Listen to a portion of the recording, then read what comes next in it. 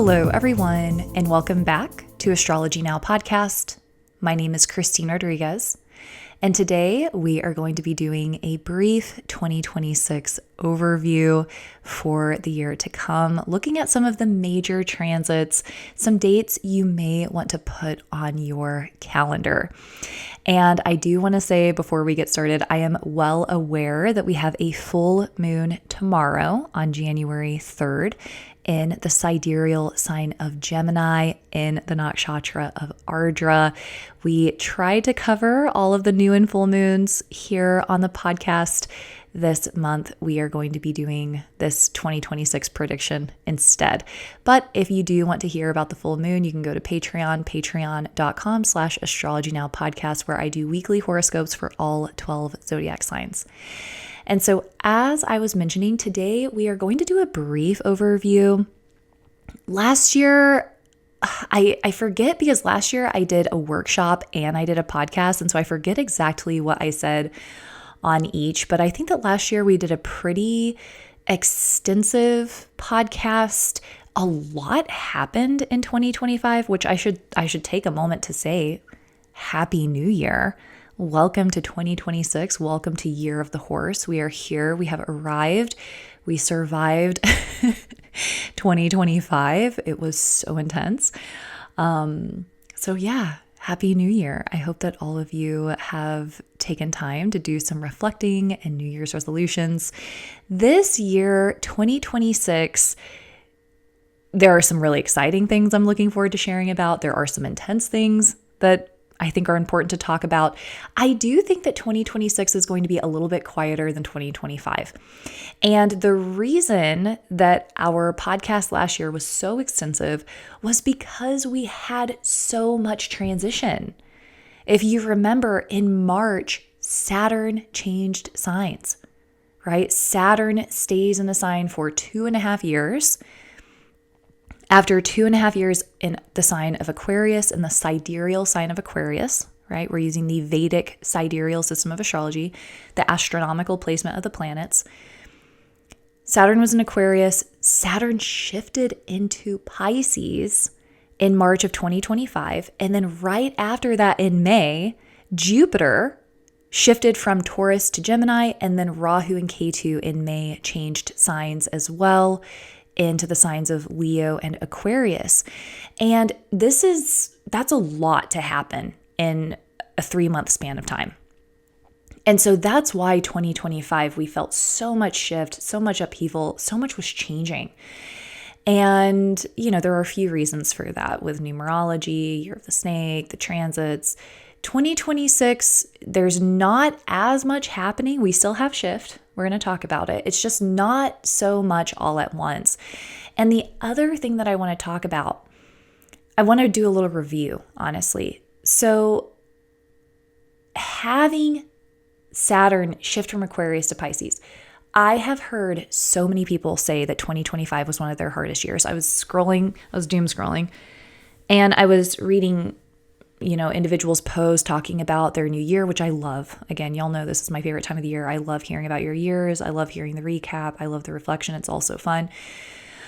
I was reading people's reflections, and so many people were talking about how hard 2025 was. 2025 was a difficult year in general for a multitude of reasons. I believe a huge reason is because of Saturn in Pisces. Saturn does not feel comfortable in Pisces. So there's that. Saturn is also very close to Neptune. Saturn is the planet of structure, being grounded, being practical, being earthy, right? Saturn gets things done. It represents structures, helping things happen, helping things become executed. And so when Saturn is an uncomfortable sign, we can feel a little more scattered, a little less able, a little less disciplined. We may find it a little bit more challenging to move forward with things. Now, Saturn is also with Neptune, so there can be this nebulous feeling. There can be this sense of confusion, some vacillation. It's not going to influence everyone, but depending on where this combination is happening in your chart, it can certainly impact you a little bit more. And I would say it's a collective thing too. the collective consciousness. It's like there's a lot in the air right now. There's a lot that we're grappling with and that we're trying to find a clear vision for. That's all Saturn. And Saturn in Pisces is, as I was mentioning, it's a 2.5 year transit. And so I'm actually going back to my 2025 predictions because these are still obviously very relevant. So Saturn is in Pisces from March 29th of 2025 through February 23rd of 2028. There's a little span of time where Saturn will enter Aries and then it will retrograde back out. But, for the most part, these are the accurate dates. And again, as a review, Pisces is ocean, waters, endings. It's the ending of a chapter. And Pisces is also the liminal space. It is the space between material reality and the ethereal plane. And so there's a focus on religion and spirituality, what is true, what guides our life. Pisces is also hidden things, hidden enemies. That is 12. Pisces is the number 12. It's associated to the 12th house. Things that are hidden, things that are forgotten, hidden enemies. These things are being revealed. Saturn is holding these things accountable. Saturn also, of course, represents boundaries. And so when it's in Pisces, it's like society is pushing boundaries. Society is pushing back. And I could go on, but I recommend, if you haven't already, go back and listen to the 2025 predictions from the beginning of 2025. But in addition to that, Rahu and Ketu changed signs, and Ketu entered Leo. And I distinctly remember saying that Ketu separates us from things. Ketu is the great liberator. Ketu can do so many incredible things for us in the spiritual sense. If you have a well-placed Ketu, it can make us very spiritual, oriented towards liberation, oriented towards God. It can make us very austere, not finding so much value in material possessions, more value in truth, philosophy, spirituality, things like that, if we have a well-placed Ketu.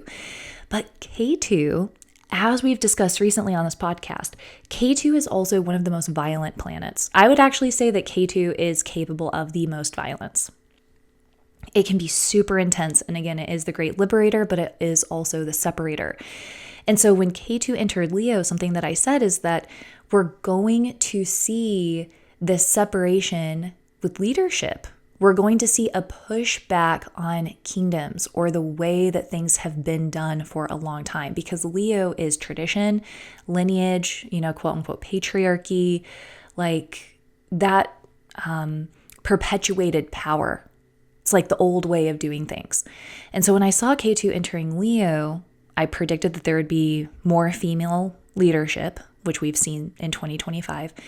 And we also saw the uprising in Nepal, where the Nepalese people came in and essentially dismantled the government. And we also saw it in Bulgaria. We saw both places essentially oust their government. With Bulgaria, there was a peaceful protest with citizens, I believe. Obviously, it's hard to speak to things when you're not there, but the way that the news presented it was that there were peaceful protesters with citizens, and the government essentially resigned. Government officials resigned. And that's the energy. That's Ketu in Leo. And so with Saturn in Pisces, with this, I should clarify, Saturn represents structure. So it represents government structures. Pluto, Capricorn, that's another thing we're going to come back to. But Capricorn is government structures. It has to do with economy. It has to do with stability. Saturn governs Capricorn. So you'll hear me referring to these things with Capricorn and Saturn, but it's because they carry very similar energies. Saturn is systems. Saturn is structures. It's in Pisces. People pushing back. People testing the limitations of these structures. Simultaneously, Ketu is disconnecting us from the way that things have been. We're going to see a continuation of that into 2026. And it's a pretty big deal, okay? Which we'll get into. I think there's going to be a lot of challenge towards leadership in 2026. And Rahu in K2 will be in Leo, Rahu will be in Aquarius through November of 2026. So essentially for the entire year. But just kind of laying the foundation here, let's lay the foundation of the main transits for 2026. And then we're going to talk about eclipse dates, retrograde dates, not all of them. We're just going to do Mercury and Venus. If I do a workshop, I'm still trying to decide if I'm going to do a workshop or not. We'll do all of the retrogrades, Pluto, Uranus, Neptune, Saturn. I have all of them written out, but for the sake of time, we're just going to do kind of a brief overview here. So we'll lay the foundation, we'll look at main transits, and then we'll do a little tiny month-to-month breakdown. If you joined my class last year, my 2025 predictions workshop, we do an intense, thorough breakdown month-to-month. So in astrology, we look at the slower moving planets to really set the scene for what the year is going to look like. So Pluto, Neptune, and Uranus, these are often explained as being very generational. They impact generations. They tend to have a huge impact on the collective consciousness, what we're focusing on, karmas we're moving through together. Then we have Saturn and Jupiter. These are the social planets. They impact the collective, culture, different themes, things that are trending. And then we have the quicker moving planets. We have Mars, Mercury, Venus, these slower moving planets and of course the sun, that trigger different events as well. And then the moon is the quickest moving planet, moving through a sign every 2.5 days. And that's really a trigger for events as well.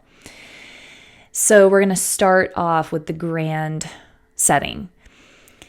And again, part of this is review because we've spoken about it so much in this podcast, but we have Pluto in Capricorn. Pluto entered Capricorn in early 2020. Pluto is the wrecking ball. It comes in and it destroys so that there can be a rebirth. There is a collective reckoning of karma.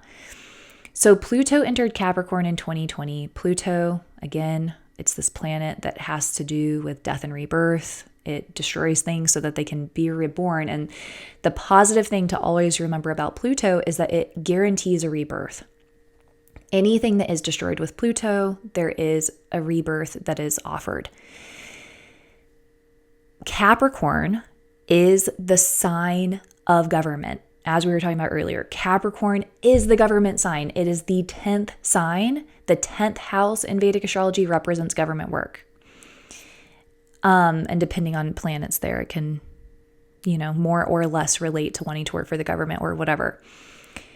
But it represents government. It represents government structures, being disciplined, being on time, being prudent, being punctual, all these things. So when Pluto entered Capricorn, we saw governments around the world shift. They were challenged, right? We had the lockdowns. Everything started shifting. I see on the internet all the time, people are like, 2019 was the last normal year. It's like ever since we entered 2020, it's been a vortex. And that's Pluto and Capricorn. It is disrupting government structures. And when we have a disruption to the government, we're going to see a lot of shift and change and maybe turmoil. And we're seeing it again all over. This is happening. So that's one thing to keep in mind. As we've talked about repeatedly, Pluto is in Capricorn for the United States. We are having our first Pluto return ever. We've never had one before since 1776. We have not had a Pluto return. This is our first one in the second house. There's a lot of debate on the US birth chart with astrologers. There are two main charts that are used with Vedic astrologers, and I think that this really proves that the USA truly is a Sagittarius ascendant. Using this birth chart, the USA is having a Pluto return in the second house of finances, spending, money mindset. We're talking taxes, where our tax money is going, how the government is using money. The second house also has to do with values. We're talking about constitution. What is constitutional? What is not? What should be added? What should be changed? This is everything the US is experiencing. It's so fascinating to me. So it's money, government structure, government organization, spending habits, value systems. So interesting. So that's a recap on Pluto. Then we have Uranus and Taurus. Uranus entered Taurus. There's so many dates to keep track of. I have it in my notes here. Let's see. Uranus and Taurus, June 1st of 2024 through December 12th of 2024. So Uranus entered Taurus, retrograded back out. Now it is in Taurus again from March 19th of 2025 through July 6th of 2031. That's another thing I forgot. In March, Saturn shifted to Pisces and Uranus shifted into Taurus. It's like 2025 was such an eventful year. So Uranus and Taurus. Taurus is sustenance, food, security. It is also a sign that has to do with wealth. The earth signs are the Artha signs. Artha means wealth or money in the Vedic system. 2, 6, 10. Those are the numbers associated to Artha. Those are the numbers associated to wealth. So we have Taurus, Virgo, and Capricorn. All of the earth signs are going to relate to money. And so Taurus, of course, sustenance. I've seen Taurus associated to precious metals as well. All of that. We've seen focus on cryptocurrency, on Bitcoin. Uranus can be very futuristic. It also has to do with like revolution. And so with Uranus entering Taurus, we saw a rise in cryptocurrency and Bitcoin, alternative ways of spending money. I think that this is part of Pluto and Capricorn too. Pluto and Capricorn and Uranus and Taurus, they're both having an impact on new ways of spending money, new ways of holding money, cryptocurrency, Bitcoin.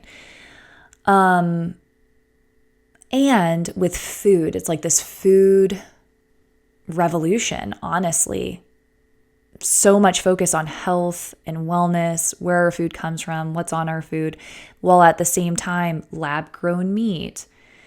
You know, this push for, 3D printed meat, things like that. So this is Uranus and Taurus. Now, the other super important thing to remember is that every time Uranus has been in Taurus since the dawn of the United States in the dawn of the U.S. as we know it today in 1776, every time Uranus has been in Taurus, we've been involved in a war. So we had the Revolutionary War, Uranus was in Taurus. We had the Civil War, Uranus was in Taurus. We had Pearl Harbor, Uranus was in Taurus. And now Uranus is in Taurus again through July 6th of 2031. Uranus in Taurus is the 6th house for the United States. The 6th house is the house of enemies, obstacles, oppositions, accidents, challenge, overcoming obstacles. So, you know, from now through July 6th of 2031, I wouldn't be super surprised if we witnessed an event like that. I've been saying that for a while. Neptune in Pisces. Neptune has been in Pisces since February 18th of 2023. It will stay until February 6th of 2037.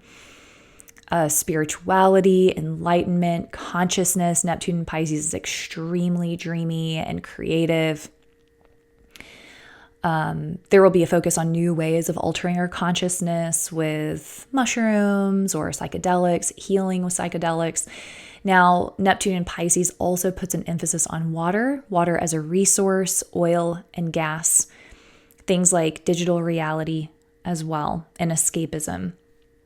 There's so much more to say about that. But with Neptune in Pisces this year in 2025, this is what contributed to the seizing of the oil tanker recently, but also the floods, the horrific flooding that we've seen, all of that.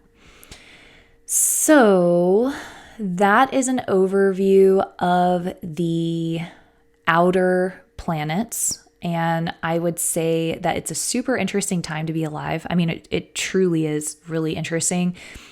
The United States specifically, if you're here in the US, we're having a Pluto return and a Uranus return. We're having a Neptune opposition. Neptune and Uranus were in these signs when we had a civil war. You know, Pluto and Uranus were obviously in these signs when we had a Revolutionary War. So it's just like, it's a time of awakening for the United States. It's this time of like awareness, awakening, reclamation.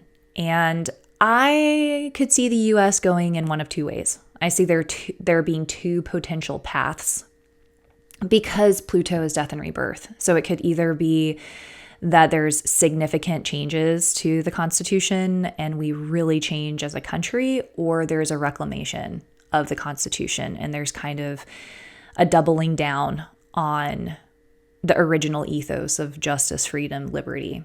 So I think that there's going to be a push-pull, and there are going to be people calling for each, but I kind of see there being two possibilities. And I do believe in free will, and I do believe in choice. So this is something I have been contemplating. This is not going to be a short podcast. I thought this was going to be a brief podcast. It is not. Okay, so that is just kind of a review. And I know that it sounds kind of dark, but I don't really see it as being dark. The way that I see it is Pluto in Capricorn is offering everyone around the world this opportunity to reimagine what structures and systems can be like. I see Uranus in Taurus as bringing an opportunity to have a food revolution, to require our food and nutrients to be healthy, full, free of pesticides, free of poison, free of GMOs, whatever it is. It's an opportunity to revitalize nature, to revitalize our relationship with food, our relationship to earth, our relationship to the land. These are earth signs we're talking about. I view as Neptune in Pisces as being this profound opportunity to heighten consciousness. Neptune in Pisces is heightening consciousness, and we can see it everywhere. People are becoming increasingly aware, increasingly awake. Truth is coming to the surface. People are more interested in God, awareness, truth. So I see there being so much beautiful opportunity in all of this. It's just there's always going to be a higher vibration of the planets, and then there's going to be a lower vibration. And really, it's not the planets, it's us, right? It's how we feel the energy, how we work with it, how we integrate it. And so none of this, what I should really say is that all of this is ours to embrace and it's ours to create with. And so it's really trying to embrace the higher octave of the planets and reflect that in the world around us with our thoughts, our behaviors, and our actions. That's how I believe it to work anyway. So, okay. So what else have we got going on? So we still have Saturn in Pisces. We are covering Saturn in Pisces. I don't think we have more to say about that. So then we have Jupiter. So we were talking about how, sorry, I'm trying to find my notes here. We were talking about how the slower moving planets set the stage. So Pluto, Uranus, and Neptune, those are the slowest moving planets. Saturn takes 2.5 years to change a sign. Jupiter takes a year. Jupiter entered Gemini last year in May. It quickly peeked its head in Cancer in October, retrograded back into Gemini in December, and it's been in Gemini ever since. And with this combination of Rahu and Aquarius and Jupiter and Gemini, we have this focus on digital reality, AI in movies, AI in music. It was so wild recently. I heard this song. My friend actually sent me a song and she's like, "Do you like this song?" And I was like, "Yeah, this is actually cool." It was like some Southern song. And I added it to my favorites. And then we realized that the band was an AI band. And so there are AI bands releasing music on Spotify and Apple, and it is so wild. And so that is Rahu and Aquarius, Jupiter and Gemini, so much focus on AI and also space exploration, thinking about visiting Mars, this focus on aliens. And so we're going to continue to see a focus on space exploration and knowledge of outer space. Now, I also want to say that there is digital ID. We were talking about that, a rollout of digital ID around the world. I think that there is going to be a push to get a digital ID and have your information connected to it. Part of this is Rahu and Aquarius and Jupiter and Gemini. However, when Jupiter enters Cancer, so this is a big transit for 2026, Jupiter will enter the sign of Cancer. This is also going to have a connection to digital ID, which we'll talk more about, but just kind of wrapping up this Gemini portion. Communications, social media. I believe there was a country, I believe it was a Nordic country, that banned children from having social media. I'm going to Google it really quick. Okay, so it was Australia. Australia enacted the first major ban on social media for those under 16. And y'all can, in the comments, let me know how this is going, because when I'm not there, I hate speaking to it because I feel like so much gets misconstrued on media and social media and all of that. In Denmark, the country actively is moving to ban children under 15 from social media. France and Norway and Malaysia have similar ideas. And so that's part of it. Wanting to protect kids online. Jupiter and Gemini, there is a focus on education and children. Now, with Jupiter retrograde in Gemini, one of the predictions I made was that there was going to be an increased push for digital IDs and surveillance on the internet. And sure enough, in Australia in December of 2025, in order to use a search engine, one would need to upload an ID. And that could be, I think it could be a passport, it could be an ID, or it could be a digital ID. And this is what we were anticipating with Jupiter shifting back into Gemini. Different rules and regulations, focus on digital security, and we'll continue seeing this. Jupiter will be in Gemini for half of 2026, just about. So Jupiter is going to enter Cancer on June 1st. So Jupiter will be in Gemini through June 1st. And, you know, that's significant. It's like a pretty good portion of the year. While Jupiter is in Gemini, though, for the months leading up to June 1st, I do believe that there will still be a focus on AI, digital reality, digital security, digital IDs, these types of things. And I think that there may also be a focus on value systems, what is right, what is wrong in regards to AI. So we may see more people speaking out against digital influencers. Again, these AI bans being released on Spotify or Apple, AI actresses, because Jupiter has to do with right and wrong. It has to do with our virtues and our morals. And so while it's in Gemini, it's also going to bring about these like ethical dilemmas involving IDs and digital security. Now, as I mentioned, Jupiter shifting into Cancer, that's one of the biggest transits for 2026 is the fact that Jupiter will shift from Gemini into Cancer. So Jupiter will be in Cancer from June 1st of 2026 through October 31st of 2026. So Jupiter will be in Cancer where it is exalted. Remember that Jupiter is exalted in the sign of Cancer.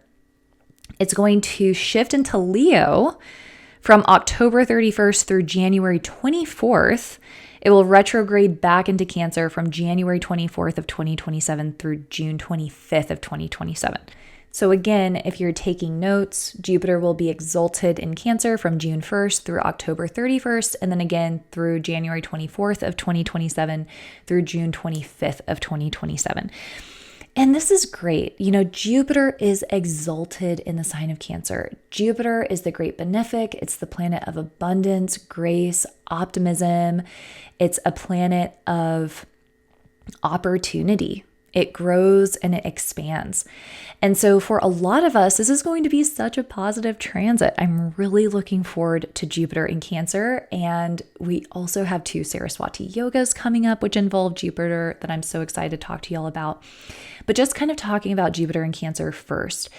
Now, towards the end of the year, things get a little bit more complicated because Jupiter will be with Mars, Jupiter shifts into Leo. It's like things get a little bit more complicated towards the end of 2026. But for a lot of the middle of the year, there is so much opportunity. And I think that a lot of us are going to be feeling this sense of support, this sense of grace and protection. Many of us are going to come into opportunities, little blessings. Some of us may even have big blessings. Jupiter also represents children. So some of us may be thinking about family expanding or having children, getting married. It's like this time of grace. Like, I'm really looking forward to it. I think it's going to be really sweet and really beautiful for many people. And because Cancer is the sign of the home. It's real estate, property, feeling safe, feeling secure. It's the sign of the mother, which again, it's like Jupiter's children. It's exalted. It's in the sign of the mother. It's like people may be wanting to think about stepping into that phase of life. And it could be a time of like getting a new home. I think that the housing market will benefit from this. I think that it will support the housing market. I think that there may even be pushes to help people get homes. I know there's a lot of drama with the housing market right now, and that's a whole other 45-minute tangent that I don't want to get on. I feel so passionately about the housing market and housing and people's ability to own a home, but anyway, I do think that for some of this time, Jupiter in Cancer is going to support the housing market, and there's going to be a push to support people in getting housing. Okay, so I think that should be a really sweet period of time. And Jupiter in Cancer in general, for us on a personal level, it's such a great time to think about inner happiness, inner fulfillment, our own personal boundaries, and the energy that we're willing to share. Something that's so beautiful about Cancer is that it's a sign that gives and nurtures without discrimination, especially the sign of like Pushya. And so it's all about nurturing and taking care of other people. And so for some of us, it may be a time where we're thinking about how we can offer more, how we can show up more, how we can make our home more cozy and inviting, how we as individuals can be more cozy and inviting and emotionally attuned. And for those of us who already have a lot of that, it may be a time of learning who to share that with and how to receive reciprocity, how to also receive nurturing from others, how to also receive help and nourishment and allow ourselves to be vulnerable. There's also this sweet emotional vulnerability that comes with Cancer. And so we can talk all about that. We'll have an entire podcast on Jupiter and Cancer for all the signs. I've promised that already. So we're going to do it in June or maybe May. So that's really sweet. Now, the other thing that I want to talk about is Pluto is in Capricorn. So when we have Jupiter in Cancer, there's also going to be this opposition with Pluto.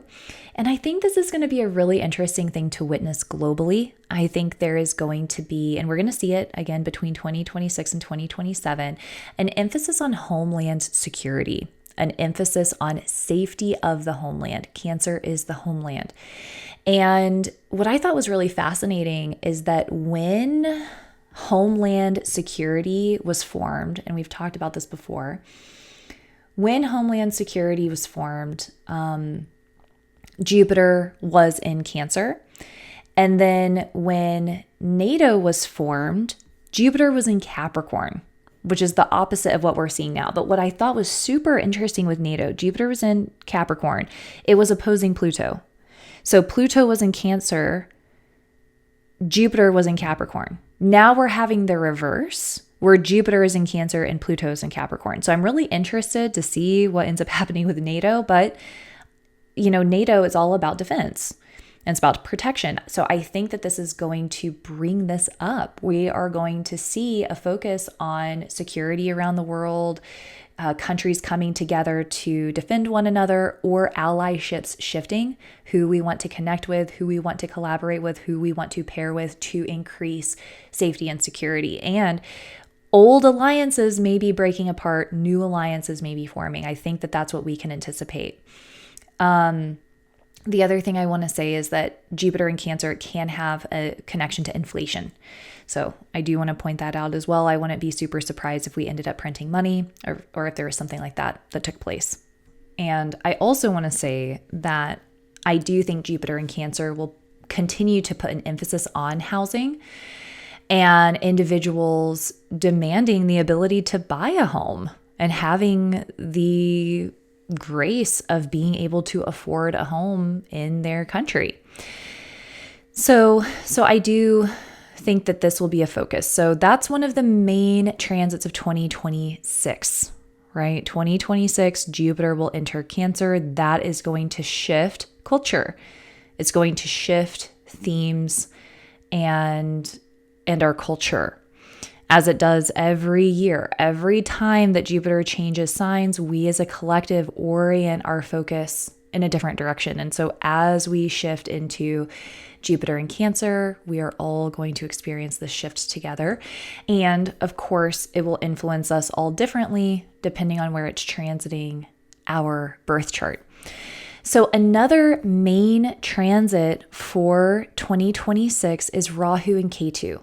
So Rahu and Ketu will shift from Aquarius and Leo into Cancer and Capricorn from November 25th of 2026 through May 24th of 2028. So again, Rahu and Ketu only change signs once every 18 months.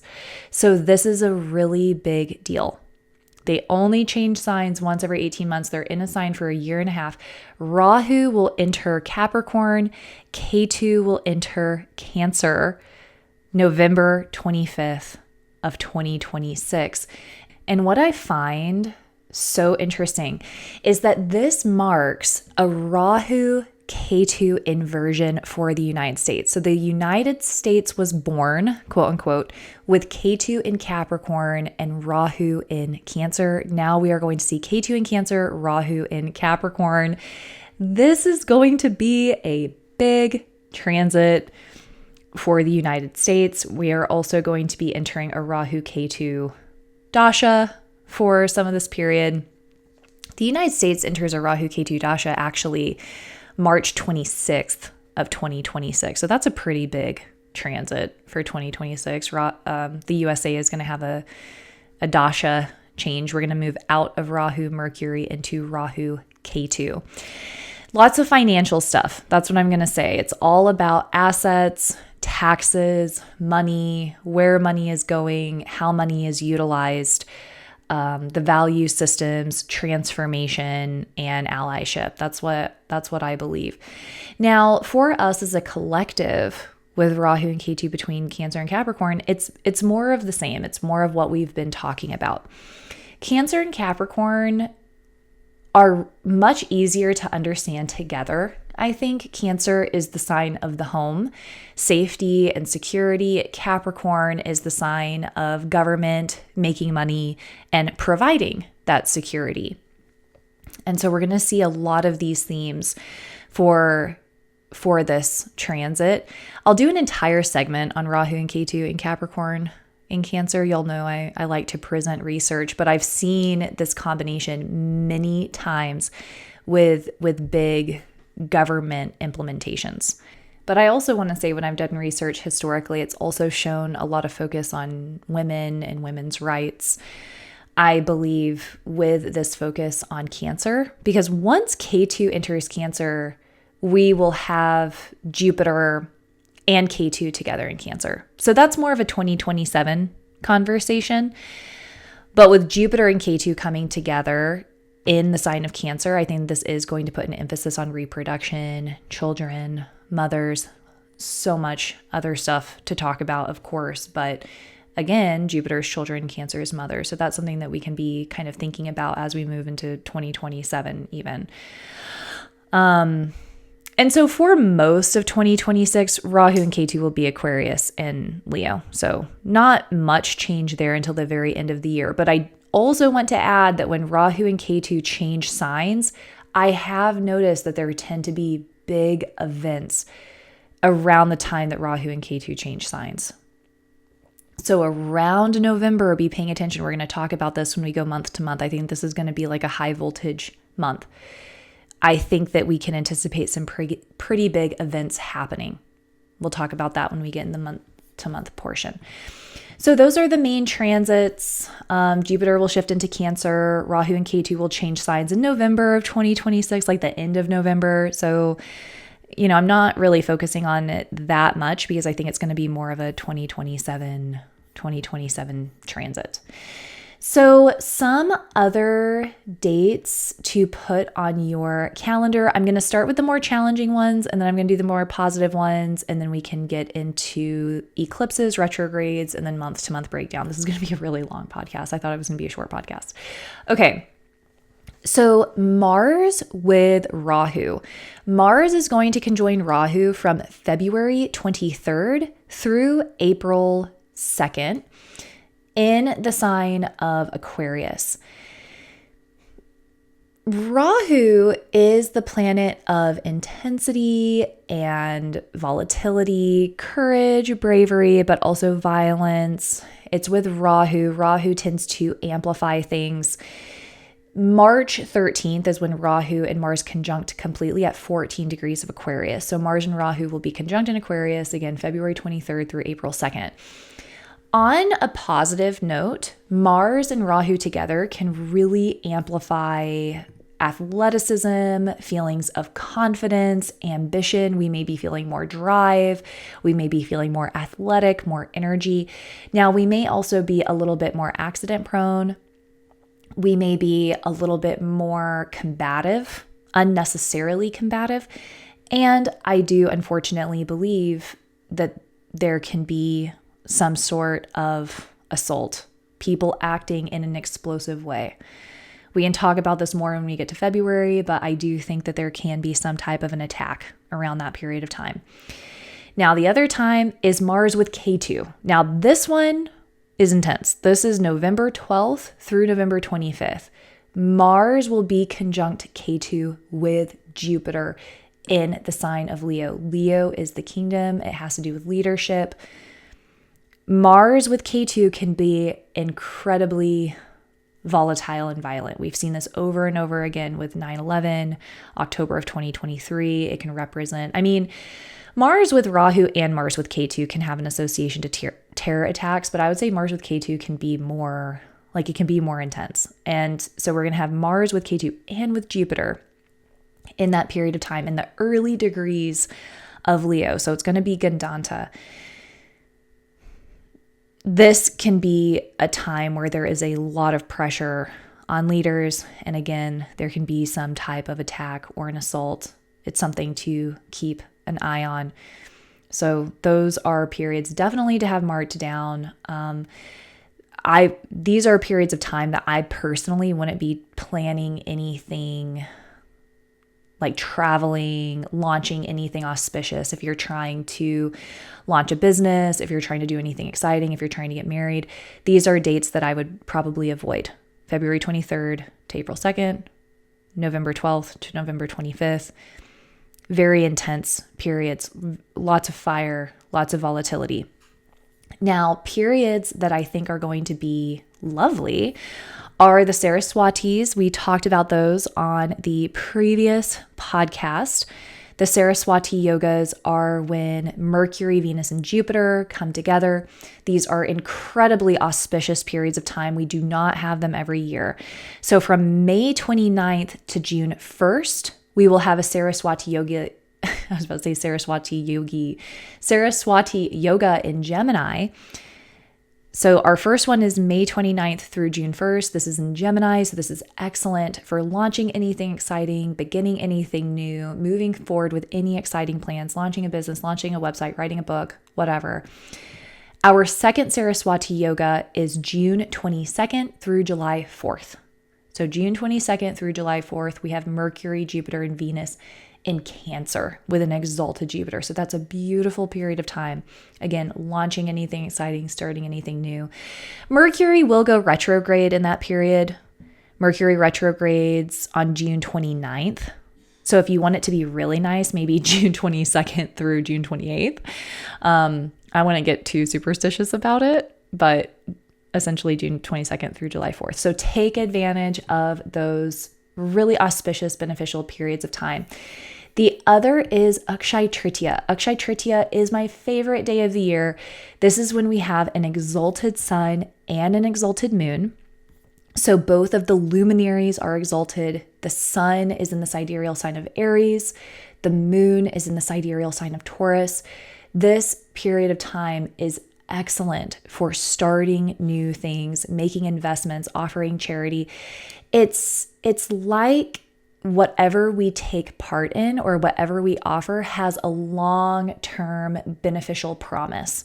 So if we offer charity, it's like the grace of charity goes further, helps more people, has more impact. The positive things that we embark in, it has this kind of long-term blessing associated with it. And so I am going to be celebrating Akshaya Tritiya on April 19th. So sometimes it's celebrated on different days, but for me, it's going to be April 19th. So that is another exciting day to be looking forward to in 2026. Now we'll talk about our eclipses. So we have 4 eclipses every year. We have 2 eclipse seasons. And eclipses can change the trajectory of time. And we really saw this in 2025. We had some really powerful, impactful eclipses. And so it can change the trajectory for the collective, but it really can change our entire lives. If these eclipses hit your natal degrees, just so I'm going to read off the degrees where they're taking place. If you look at your birth chart and you have any planets or anything significant, if it's like your ascendant, at these degree points, it can totally change your life. Similarly, if you're running a sun dasha, moon dasha, Rahu, Ketu, the eclipses will be more intense. And I have had life-altering, incredibly fun, amazing eclipses. I know I've said this so many times. I met my best friend on an eclipse. I met my partner on an eclipse. And they can also be really intense. My father passed away right after an eclipse. So they can change life. It can be really positive, but then there can also be more serious events that take place, more negative events that take place. So here are our 4 eclipses. So we have February 17th, 2026 at 4 degrees of Aquarius in Dhanishta. That's our first eclipse of 2026. That's going to be a freaking whopper. February 17th, that eclipse is going to be so interesting. Venus and Rahu are also in the same degree. So we have Sun and Moon at 4 degrees of Aquarius. We have Venus and Rahu at 14 degrees in Shatabhisha. This is an eclipse to really pay attention to love and romance relationships. It can be a time of idealizing. Grass is greener. For some of us, we may be having fated meetings. We may be moving forward with a relationship in a significant way. But right after that eclipse, we need to be paying attention.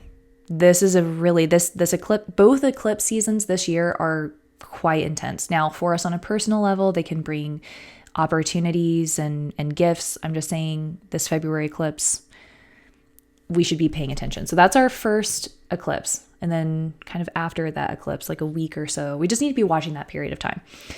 March 3rd, 18 degrees of Leo in Purva Phalguni. So March 3rd is our second eclipse. It's taking place in Leo in Purva Phalguni. Mars is with Rahu for this eclipse. So this is, again, it's like we have that first eclipse in February and then we have the second eclipse on March 3rd. It's like, oh my gosh, like, again, I'm not going to be traveling in this period personally. I think that this is going to be like a pretty hot and spicy time. Now, in the beneficial sense, I do think it's going to be incredible for ambition, energy, willpower. It's an excellent time to push through negativity, to push through procrastination. Anything that we've been sitting on our hands for or putting on the back burner, it's like Mars and Rahu can really help us move through it. And it also gives a sense of confidence and grandeur. It's like we can really stand up for what we believe in, and it is an Aquarius. So it's like power to the people energy. People may be really standing up for what they believe in. They may be really calling for what they believe to be right and fair. Like it's going to be a push for social justice. So that's a positive energy around the second eclipse. It's just intense. There can be intensity that we need to be watching out for. And again, if you have planets around 18 degrees of Purva Phalguni, or 18 degrees of Leo, I should say, it will impact you more. And, Purva Phalguni is a marriage nakshatra. So we may witness something in the world around marriage, relationships, maybe even creativity, expression, the arts. August 12th of 2026, we have a total eclipse at 25 degrees of Cancer in Ashlesha. So if you have planets at 25 degrees of Ashlesha, I think that's going to be an intense eclipse for you. It could be a big eclipse for you. Again, my natal planets got hit and I fell into a relationship. So please don't be freaked out by this. It could be something really beautiful. You know, for me, it's like security. I think August, we're going to talk about August. August, I think is going to be a big month. Security, safety, government. Yeah, we'll get into it. But Ashlesha is not the easiest asterism. Now, on the positive side, Ashlesha is associated to medicine and healing. It is very much connected to occultism. So that's a positive thing. It is going to be with Jupiter. It's with an exalted Jupiter. So that can add grace and benevolence. But put a pin in August. I think it's going to be a high voltage month. Then August 27th and August 28th, we have our final eclipse at 10 degrees of Aquarius in the nakshatra of Shatabhisha. So again, our final eclipse is between August 27th and August 28th.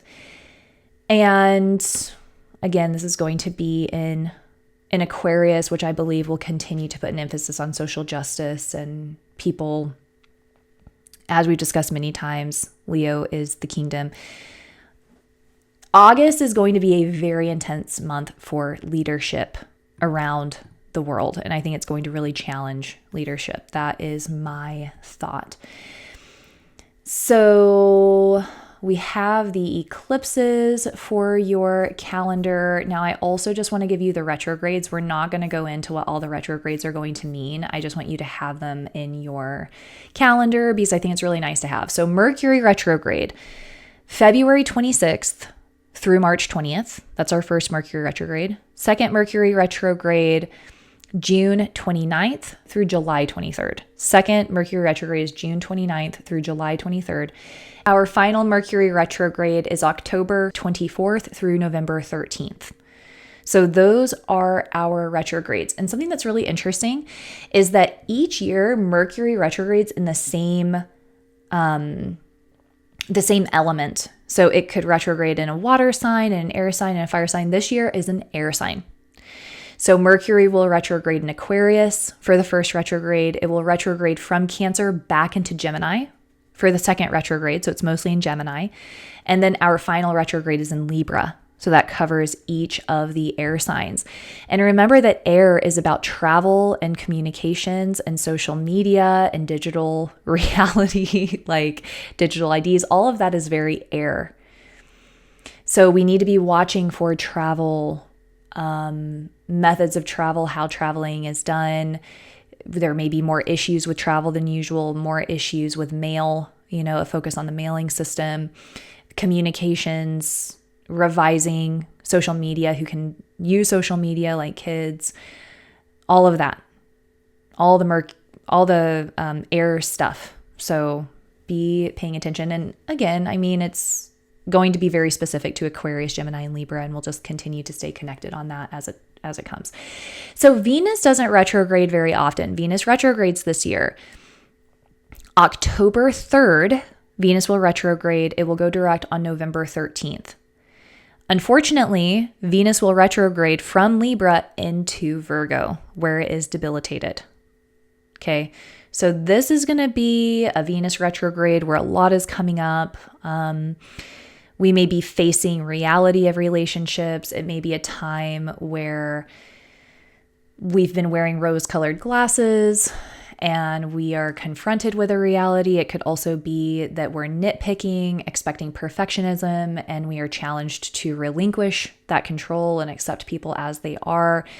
But Virgo is all about perfection and detail. It's also about service and health, but it can also be very critical and controlling. These are the things that can be coming up. We'll talk about it. Now we also have a Kala Sarpa, another thing to put on your calendar. Kala Sarpa yoga from February 23rd February 23rd through August 1st of 2026. How strange is it that we have a Kalasarpa yoga from our first eclipse season, which starts in February. Our first eclipse is on February 17th. So right after that, our Kalasarpa starts on February 23rd. It ends on August 1st, and our final eclipse is August 27th.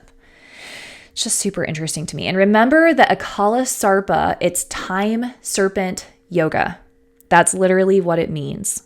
And it is a vortex where the transits are usually more intense and transformative. We feel things more viscerally. It's just more intense. It's more sensitive. It's like serpents are sensitive. They can literally taste the air. It's like they can see heat. It's like serpents have this mystical ability where everything around them they can feel and pick up on and intuit. And so when Kalasarpa happens, it's like we on the planet, we can feel things more viscerally. The transits are more intense. They're more palpable. More transformation happens. That's why I think that like these eclipses, they're going to be big eclipses. That's how I feel, at least. So those are some of the bigger transits for 2026. Now I'm going to go month to month. I'm going to try to do this really quickly.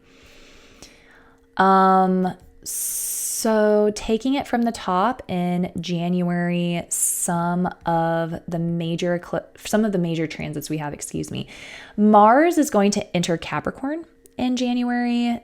And I actually really love that. I love Mars being exalted. Mars will be in Capricorn from January 15th through February 23rd.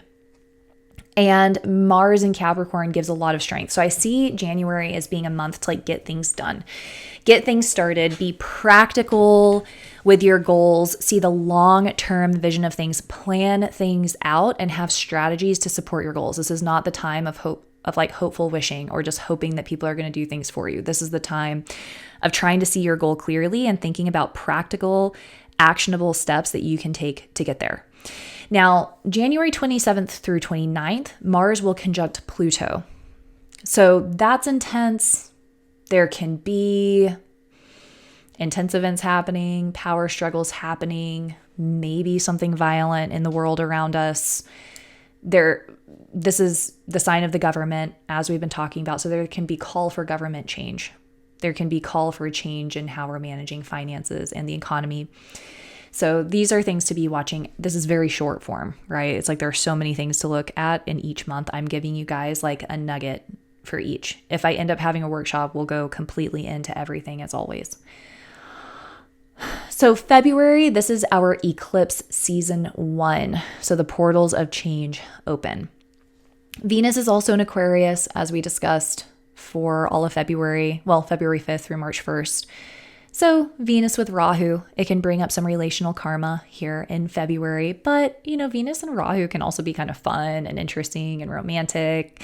It's just we need to be mindful of shadow aspects, addictions. We need to be mindful of like illusions, not seeing things clearly. We have our eclipse. We have our solar eclipse on February 17th. Of course, we have that Kalasarpa yoga that starts on February 23rd. We're going to be feeling things more intensely in February. And remember, Mars is in Capricorn for a lot of February. It enters Aquarius on February 23rd. It's going to enter Aquarius where it is with Rahu. So just understand that there can be some intensity in February, particularly the end of February. So then we enter March. There's always so much to say, and I'm trying only to give tidbits here. But in March, we have our lunar eclipse in Leo and Purva Phalguni. Of course, this is where Mars and Rahu are conjunct for this eclipse. And then we also are going to have, well, I guess Mercury actually started retrograding in February, but Mercury is retrograde for a lot of March. And so something to be paying attention to for this eclipse in March are issues with travel. So there can be some pretty big travel issues, maybe issues with the mailing system. There can be some explosiveness It's definitely a time to be mindful of potential attacks or people acting aggressively. So please do be paying attention in March for this. Now, something exciting to look forward to in March is that we do actually have our Vedic New Year. So the Vedic New Year is when we have a new moon in Pisces, and that is going to take place on March 18th. So if you're not a big New Year's person, if you don't like the season, if it doesn't vibe with you, you have a new year on March 18th as well, where we have the Vedic New Year. So getting into the month of April. So first of all, in April, keep in mind that this is when we have Akshaya Tritiya on April 19th, one of the most auspicious days of the year to make offerings, to start new projects, to give charity. It's an excellent day for new beginnings. Many people choose to get married on Akshaya Tritiya or buy a new home or buy gold. It's a beautiful day for these auspicious new beginnings and activities. And there is, as I mentioned earlier in the podcast, it's like there's a long-term grace to what we embark in. So take advantage of Akshaya Tritiya in April. Now, some of the challenges in April that I see is that we have a Yama Yoga that forms, and a Yama Yoga is when Saturn and Mars conjunct. So Mars is going to enter Pisces from April 2nd through May 11th. This can indicate endings of chapters. There can be a lot of emotional intensity. Mercury will also be debilitated from April 10th through April 29th. And so we'll talk a little bit more about Mercury retrograde in a moment, but I was looking at this, and I hope that this isn't the case, but Pisces has an association to religion. Sagittarius has a connection to religion. Pisces has a connection to spirituality. And so this period of time in April, we want to be really mindful, and into early May, we want to be really mindful of religious leaders and spiritual leaders. There may be some type of aggression towards them or some type of drama. And again, my primary concern would be something like some type of an attack on a place of worship or even on religion. And there is so much happening right now. There is just so much concerning behavior towards different religious groups right now. There could be something dramatic like that. It could just be someone being hateful or negative or something. So just be aware and take extra great care of yourself and your community. And Pisces is spirituality, so really leaning on spirituality for grace, sharing your religious and spiritual principles with others through action. It's not necessarily verbally sharing the philosophy, it's showing others how your spiritual guidance influences you with your kindness, your compassion, your generosity, your understanding. So think of April as a month to share your values and morals through action, taking care of the world around us. And Mars and Saturn, again, it can be very intense. It can, because it's in Pisces specifically, it can represent like the closing of a chapter. They pass through Uttara Bhadrapada, which has to do with a funeral cot. So there could be some type of ending here. So all of that is worst case scenario. Just things to be watching out for. Now, as I was mentioning earlier, Mercury will also be debilitated from April 10th through April 29th. We can have more issues with technology, communication, social media. It's not a Mercury retrograde, but we kind of want to treat it like a Mercury retrograde where we're really proactive with our technology. We want to get things printed out before they're due, just in case our printer breaks. We want to cross our T's and dot our I's when it comes to our car or our appliances, just making sure that everything is up, running, and taken care of. For us, in the physical sense, Mercury is the nervous system, it's the lungs, it's the breath, it is our skin. Mercury can also be associated to the throat. So we want to take extra great care of our physical bodies, make sure we're not overstimulated. The final thing I want to say about this is that Pisces is like, it can represent mental health. So April, we could see people acting erratically. We could see people, if they've struggled with mental health issues, they may be more impacted. And if we are If we're easily tempted by addictions or substances, April may be a little bit more of a challenging month. So we want to take extra great care of ourselves preemptively. And similarly, we may see people partaking in these types of things. So definitely April is a month there's a lot to be cognizant of and sensitive about. Venus is also in Taurus with Uranus. So it's like there's a lot to be aware of. Definitely intensity can be brewing, but at the same time, we have Akshaya Tritiya, which is absolutely one of the most auspicious days of the year. So I guess the final thing that I would say, again, when we have like watery signs or emotional signs, there's also potential for like floods or natural disasters involving water. With Saturn and Mars, it's like it's possible that there's some type of like tectonic shift happening. So just be watching for natural disasters as well. In May, let's see. We have a full moon on the first of the month. Oh, May is an exciting month because we have 3 new and full moons. And what I mean by that is, I'm trying to pull up my notes. In May, we have a full moon, a new moon, and then another full moon. So we have 2 full moons and 1 new moon in May. I always love when that happens. I think it's really exciting. When we have more of this movement in a month, it can also increase emotionality because the moon is our mind and emotions. It can make us more sensitive. We have a moon in Libra, and then we have a moon in Taurus where it is exalted, and then we have a moon in Scorpio where it's debilitated. I don't necessarily see that as being a bad thing. I think that May is going to be a really beautiful month to get clear emotionally and to connect with our subconscious. We'll go more into that as we get to May this year. Now, between May 8th and May 17th, Mars will be Gandanta as Mars shifts from Pisces into Aries.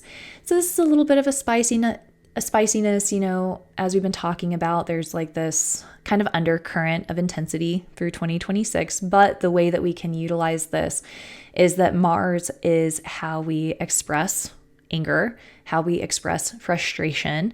And so for me, I see this as being an opportunity where if something does come up, if some trigger does happen in May, it is an opportunity to relate in a healthy way to anger and frustration. But the beauty of this also is that Mars is Gandanta. It's moving from a water sign to a fire sign. But once Mars is in Aries, Mars feels super comfortable and powerful in Aries. So overall, I see this being like a really optimistic, positive shift. We also have our first Saraswati yoga in May. So we do have that May 29th to June 1st period coming up in May of 2026. Other notes that I took, or just a reminder, Saraswati combination is beauty, music, art, expression. These are things to be thinking about, and all of this fun lunar activity. For June, we have our second Saraswati yoga from June 22nd through July 4th. Of course, that's at the end of the month. Jupiter enters Cancer in June. So June 1st through October 31st, Jupiter, the great benefic, is exalted in the sign of Cancer. I truly think this is going to be so beautiful for so many people. I would definitely plan like your most benevolent and exciting activities to be happening around this time. So take advantage of it. The one damper for June is that Mars does enter Taurus. And that's interesting because let me see the dates that I put down for that. I'm looking at 3 different things as I do this. Mars will be in Taurus from June 20th through August 2nd, and they'll be completely conjunct between July 3rd and 4th. Uranus and Mars will be exactly conjunct at 9 degrees of Taurus and Kritika. So that's the one thing. I mean, honestly, I don't think it'll get too intense until that period of time, but Uranus and Mars, it can bring this like sudden shocking energy. And so that can definitely stir some intensity, but I would definitely embrace June for the positive qualities. And Mars and Taurus, it can also bring a focus to food, sustenance, rights involving food, people demanding fairness when it comes to food. Mars and Uranus together, though, we just want to watch out for like intensity or people acting erratically. I want to know these things, which is why I share them with you all. I'm trying to take the notes that feel pretty pertinent, though there's a lot of stuff I'm not talking about. If I decide to have the workshop, it'll probably be like a 3-hour long workshop, I guess. So in July, as we discussed, July 3rd, 4th, Mars and Uranus conjunct. So definitely be mindful. There could be some type of an explosive event around this time. Be mindful in public places and public celebrations. Venus and Ketu will also be in the same degree at 6 degrees of Leo. So July can bring like relational issues from the past life lovers, maybe even people from past lives coming into our awareness. So a lot with love, relationship, opportunity to heal things. Mercury is also going to go direct, but just be watching out in July for matters involving relationships from the past. I'm trying to short form this. So on July 10th, that's when Venus and Ketu conjunct at 6 degrees of Leo specifically. So if you have plans at 6 degrees of Leo, which I want to say Donald Trump's ascendant is 6 degrees of Leo. He's going to have Venus and Ketu conjunct exactly on his ascendant. We should be watching, Ketu governs, Venus governs his 10th house of career. So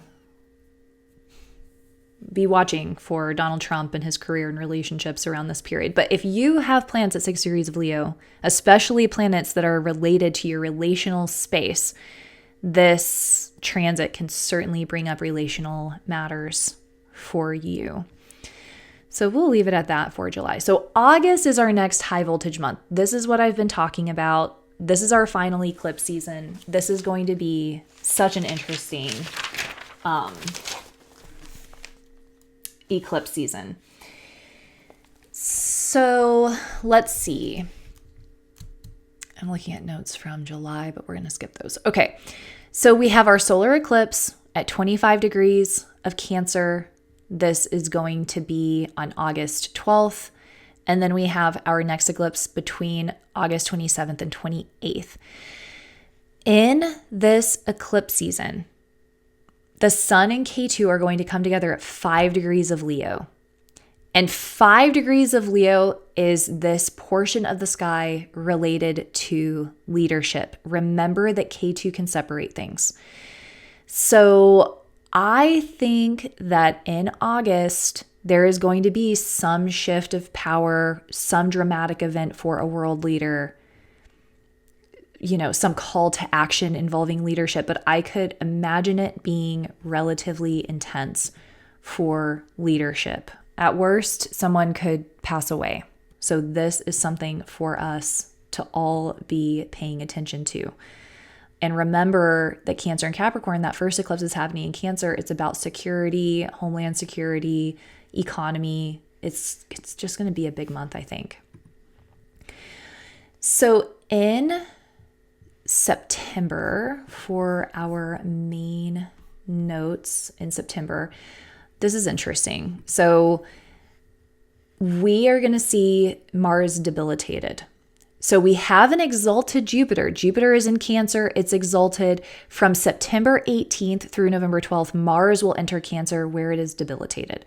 So that period of time, that's going to be an interesting period of time for the housing market. There can be some confusion, intensity, again, like calls to action. I think people may be wanting justice when it comes to who can and who cannot afford homes. Remember that Jupiter and Mars are opposing Pluto. Pluto's in Capricorn, hanging out. Now we have an exalted Jupiter and a debilitated Mars in Cancer.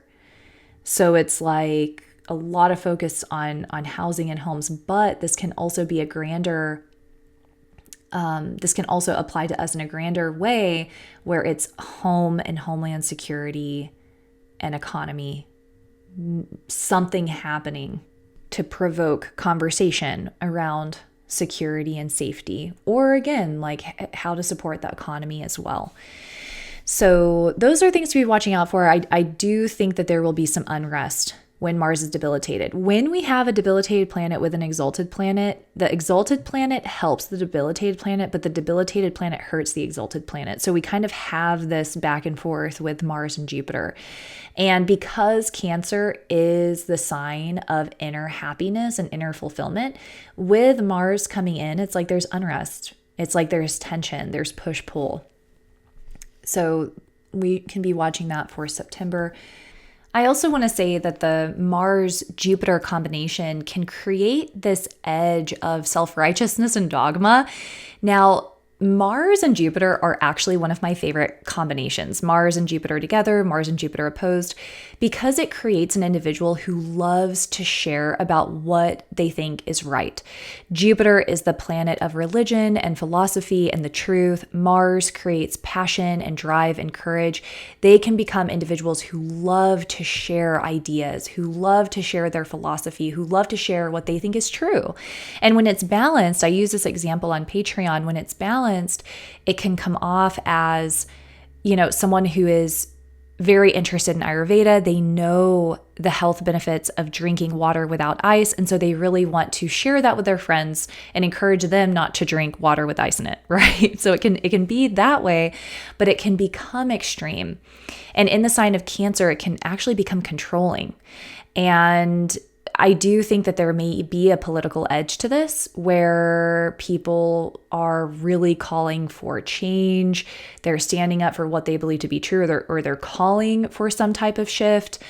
But it may come off as overly intense, aggressive, or controlling. So that's something to be keeping an eye on. Like I could see some sort of political tension around this period, and in our own personal lives, being aware of that radical behavior, dogmatic behavior, overly aggressive. And it's in Cancer. So Cancer can be emotionally vulnerable. As I mentioned, it can be controlling. It can be vengeful. It's just being aware of that energy, keeping in mind that Mars and Jupiter will be together until October 31st. So this will be for all of October as well. Then we get into October, where we have a bunch of retrogrades. We have Venus retrograde, Mercury retrograde, Saturn retrograde, Neptune retrograde, and Uranus retrograde, and the sun's afflicted during October too. So for October, this is not the best month to try to move forward with any major plans, to plan any, I wouldn't plan an October wedding. If you've already planned that, try not to get superstitious about it, but I wouldn't preemptively necessarily. I wouldn't make any big exciting plans for October personally, because all of the retrogrades, it pulls us back, it makes us reflect, it wants us to focus on things that we've done before, redoing things, reevaluating things, reanalyzing things, and we feel pulled back energetically. And with that afflicted sun, it's like vitality, this sense of grace, this sense of hope. It's like we may just feel a little restricted, because the sun, it's our soul. And it has to do with our confidence and our vitality. And if that's weakened, we can feel this dampness. Now, something exciting about October is that Jupiter does enter Leo. Now, Jupiter is Gandanta. Jupiter is transiting between a water and a fire sign. But it's exciting, especially if you have planets in Leo. It can bring some sort of gift or opportunity. Now, we'll talk about November. So let's see. For November, we have Mars Gandanta from November 6th through the 19th again. So there can be some sensitivity. This is when that really intense combination happens that I've been talking about. So from November 12th through November 25th, we will have Mars, Jupiter, and Ketu in Leo. This is when a showdown can happen. And then in November, at the end of the month, on November 25th, Rahu and Ketu change signs. And that's something else that I was saying, when Kala Sarpa ends, there can be big events. I have noticed this over and over and over again. When Rahu and Ketu change signs, a few weeks before, a few weeks after, really intense events can happen. Rahu and Ketu is shifting from Leo and Aquarius into Cancer and Capricorn. This is a time that there can be violence, vulnerability, pretty big, intense emotions happening. Mars, Jupiter, and Ketu in Leo, it can impact kingdoms, leadership, social justice, people calling for change, but it's like a vulnerable time. So be aware that November is definitely a high voltage month. I would say of the months, November is definitely one of the most intense. Let me look to see if I missed any other notes about it. I guess this is also midterms. So there can be like political, I imagine it's going to be political intensity. And Leo, again, it affects like leaders, kingdoms, all of that. August is another month that I think is going to be intense. I can go through and name the months, but the Rahu, Mars period we talked about, Mars and Ketu period, the eclipses, those are always like the times to watch out for. Now, as we move into our final month, into December, this is when this is when Jupiter retrogrades. So we had Jupiter enter Leo on October 31st. And then December 12th is when Jupiter will retrograde at 2 degrees of Leo. It is in the same sign as Mars. And now we have Mars and Jupiter in Leo. But I think that December is going to be almost like a turnaround point where we're trying to figure things out. You know, it's like a period of time where we just had this intensity through some of the fall months. And now here in December, we're trying to clean up. We're trying to find solutions to things. And with Jupiter and Mars and Leo, it's like there's still this focus on kingdom. It's almost like we're trying to figure out how to move forward. What do we need to move forward? And what type of leaders can get us there?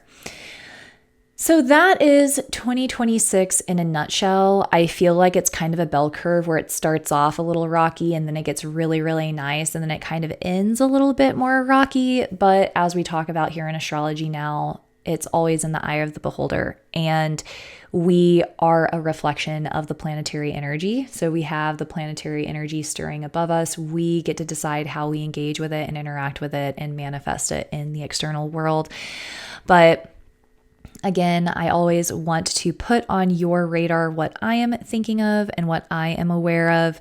And I'm also like a little bit biased, you know, like I really don't like when Mercury is highly afflicted. So in this period of time with Mercury, Saturn, and Mars in Pisces in April, like when Mercury is debilitated, some of you, it's not going to impact you at all. I am always really sensitive to what Mercury is doing, so I know that's going to impact me more. So I like being aware. You know, I like taking extra health precautions. It's a good time to take care of your skin, your nervous system. So things like that. Doing more pranayama, exposing myself to less stimulus. So just remember that everything that I share is definitely biased. Just like every astrologer, we all have the things that we think are interesting or the things that we personally use in our life. And so I try to be really cognizant of that. And if I decide to do a workshop, again, I have so many notes here. I have all the degrees listed, all of the dates listed. So we'll go through all of those. So if I decide to do that, it'll be later this month in January. So I hope that this was helpful. I hope that you found it interesting. I hope that you have a calendar of dates to guide your 2026. This is Astrology Now. My name is Christine Rodriguez. My website is innerknowing.yoga. My Instagram is astrologynow_podcast.